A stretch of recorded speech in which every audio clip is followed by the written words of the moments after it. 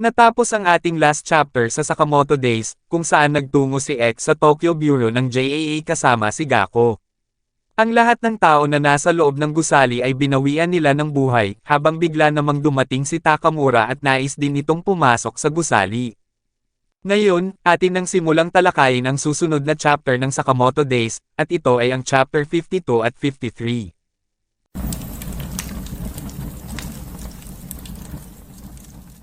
Nagsimula ang chapter, kung saan naramdaman ni Gako na may papalapit sa kanya na may malakas na aura.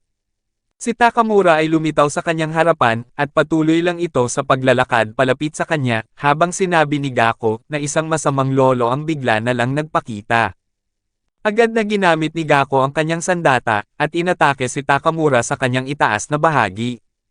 Madali lang naman napigilan ni Takamura si Gako, gamit ang kanyang espada at pagkatapos ay binunot na niya ang kanyang sandata, at sa isang iglap ay nahati ang silid na nasa kanilang tabi.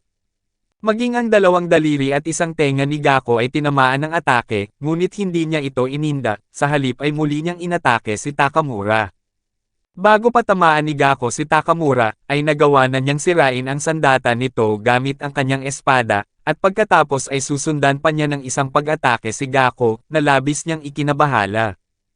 Ang pader ng palapag na kanilang kinalalagyan ay nawasak, na napansin at narinig ni na X at Uda. Sinambit ni Uda na si Gako ba ang may gawa nun, habang sinabi ni X, na buhay pa pala ang matandang ukluban na yon. Umaasa pa naman akong matatapos namin ito kaagad. Inilipat naman ang scene sa labas ng gusali, kung saan sina Mr. Sakamoto, Shin at Apart ay nakahawak sa tali, at sila ay bubunggo sa pader ng gusali ng JAA. Ang palapag na kanilang napasukan, ay kung nasaan sina Uda at X. Tinignan ni Uda ang tatlo, habang wala namang reaksyon si X sa pagdating ng ating mga bida. Sinabi ni Shin, na sinabi mo na gagawa ka ng net kapag nakarating na tayo, habang sinaad ni Apart na gumawa ako ng para sa akin. Napansin naman ni Mr. Sakamoto na may tao sa kanilang tabi, habang si X ay tinitigan ang ating bida. Sinambit ni Mr. Sakamoto na buhay ka pa rin pala, Uzuki, habang sinabi ni X, na matagal tayong hindi nagkita, Sakamoto, nalulungkot ako ng kaunti na makita ang isang dating kaibigan na tumaba ng husto. Sinaad ni Shin sa kanyang sarili na kilala nila ang isa't isa. Naalala ni Shin ang tao na nagsabi sa kanya na ipaabot mo ang aking pagbati kay Sakamoto, at pagkatapos ay napagtanto niya na ang tao na nasa kanyang harapan ay ang tao na nagsabi sa kanya noon. Sinambit ni X kay Sakamoto na nais kong kalimutan mo ang dati kong pangalan, mas gusto kong tawagin ako bilang X ngayon, habang hindi makapaniwala si Shin na ang tao na ito ay si X. Tinanong ni Mr. Sakamoto na bakit mo nilagyan ng bounty ang ulo ko. Ano ang layunin mo? Sinabi ni X na napakadami mo namang tanong, at pagkatapos ay bigla niyang sinaksak si Mr. Sakamoto sa kanyang dibdib habang sinasabi na kailan ka pa naging madaldal. Hindi inasahan ni Mr. Sakamoto ang nangyari sa kanya, at labis na tumulo ang dugo sa kanyang katawan. Nais namang tulungan ni Shin si Taro Sakamoto, ngunit bigla siyang hinawakan ni Uda, at tinutukan ng baril sa kanyang leeg. Biglang naputol ang baril ni Uda, na ikinagulat ni Shin, at ang may gawa nito ay si Apart. Inatake ni Apart si Uda sa kanyang likuran habang sinasabi na tumigil ka. Huwag mong putulin ang aking koneksyon. Bago pa tumama ang atake ni Apart, ay biglang naputol ang isa nitong kamay, at ang may gawa nito ay si X gamit ang kanyang maliit na kutsilyo. Labis na nangamba si Shin kay Apart at nais niya itong tulungan, ngunit bago pa ito makakilos ay agad na pinatumba siya ni Uda, at plano nitong baliin ang leeg ni Shin. Mabilis na kumilos si Mr. Sakamoto at pinigilan si Uda sa pagtapos ng buhay ni Shin, kung saan sinipa niya ito at siya ay lumipad palayo. Tinanong ni Uda na hindi mo siya tinapos, habang sinabi ni X na napaka-weird. Sinaad ni Shin na Mr. Sakamoto, labis na nagdudugo ang iyong natamong pinsala, habang binuhat ni Mr. Sakamoto si Shin, at inihagis ito palayo. Sinambit ni Mr. Sakamoto na Shin, kayong dalawa ay tumakas na. Ako na ang bahala dito. Sinabi ni X na totoo nga ang sinasabi nila, hindi ba, Sakamoto? Hindi mo talaga alam kung kailan ang oras mo para mamatay. Sina Shin at Apart ay nasa likuran ni Sakamoto, habang sinambit pa ni X na anong problema. Bilasan mo at harapin mo ako. Kapag nag-aaksaya tayo ng oras, inaaksaya natin ang ating buhay. Hindi naman umiimik si Mr. Sakamoto, habang sina Shin at Apart ay labis na nangangamba para sa kanya.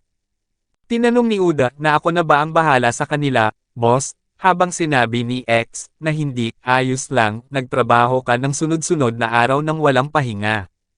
Bukod pa rito, medyo masaya ito, parang isang reunion ng aming klase noon o kung anuman. Hoy Sakamoto, ayaw mo bang patayin ako ulit? Pagkatapos magsalita ni X, ay biglang naglaho si Mr. Sakamoto sa kanyang harapan, at pagkatapos ay napunta ang ating bida sa likuran ni X, na may hawak na ballpen at nais niyang ibaon ito sa leeg ng kalaban. Bago pa dumikit ang ballpen sa leeg ni X, ay bigla itong naglaho at napunta sa likuran ng ating bida habang sinasabi, na naaalala ko ang sarili ko sa iyo kung paano ako dati, sobrang tanga at nakakainis. Pagkatapos magsalita ni X, ay mabilis na inatake niya si Sakamoto, na tumama sa kanyang dibdib, at sa sobrang lakas ay napaatras ang ating bida sa kanyang kinatatayuan. Labis na nasaktan si Mr. Sakamoto sa kanyang natanggap na atake, habang hindi nasundan ni Shin kung ano ang ginawa ni X kay Sakamoto, dahil sa sobrang bilis nitong kumilos.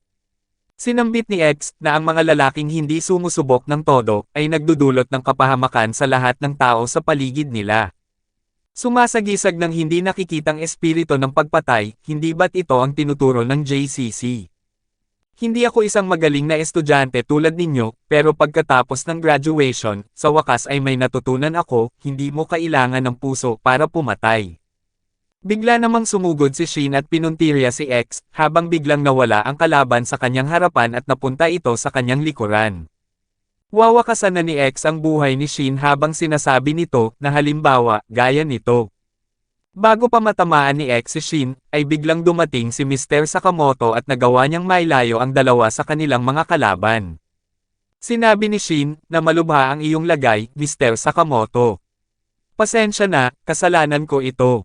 Sinambit ni X, na tingnan mo, bata, imbis na humingi ng tawad, dapat ay tapusin mo na lang ang sarili mo. Hindi ba tama ako, Sakamoto? Sa ganitong takbo, pareho kayong mamamatay ng mga bata, hindi pa naman ng luma ang mga kakayahan mo, kaya't naiintindihan mo pa yan, di ba? Isa lang ang opsyon, harapin mo ako ng may layuning pumatay. Sinabi ni Mr. Sakamoto na hindi na ako isang assassin, habang sinambit ni X na kung pababayaan mo akong mabuhay, may ibang mamamatay. Tinitigan ng masama ni X si Sakamoto habang sinasabi pa nito na naiintindihan ko na may anak ka, Sakamoto. Hindi nagustuhan ni Mr. Sakamoto ang sinabi sa kanya ni X, at labis itong nainis. Muling nanambalik ang bloodlust ni Mr. Sakamoto, na agad namang naramdaman ni X na labis niyang ikinagulat.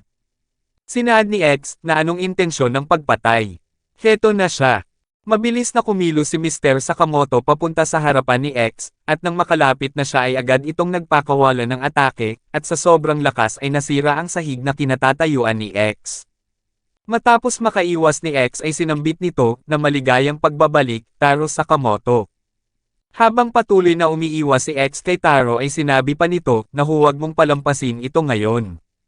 Muling nagalit si Sakamoto sa narinig niya kay X, habang bigla namang sinigaw ni Shin ang pangalan ng ating bida, dahil labis itong nangangamba sa pinsalang mayroon si Taro, habang bigla namang pumasok sa isipan ni Mr. Sakamoto ang kanyang pamilya. Bago pa tuluyang maglaban ang dalawang magkatunggali, ay biglang lumabas sa harapan nila si Gakko habang sinasabi nito na hindi maaari. Hindi naman inasahan ni Gakko na naroon sina X pati na din ang grupo ni Mr. Sakamoto, habang sinambit ni X na kung kailan gumaganda na ang takbo ng laban. Sinaad ni Gakko, nakalimutan mo na yan, walang nagsabi sa akin tungkol sa kakaibang matandang lalaki na iyon. Inilipat ang scene sa isa sa mga pintuan ng gusali, kung saan may isang espada ang tumagos dito, at binuksan ang nakakandado na pinto. Ang tao na gumamit ng espada ay si Takamura, at ito ay patungo kung nasaan sina Gakko, X at Mr. Sakamoto. Dito na natatapos ang chapter 52 at 53 ng Sakamoto Days. Paki-like and follow naman po ng ating Facebook page, nasa description po yung link. Muli huwag kalimutang mag-like, comment, share at subscribe sa ating channel. Salamat.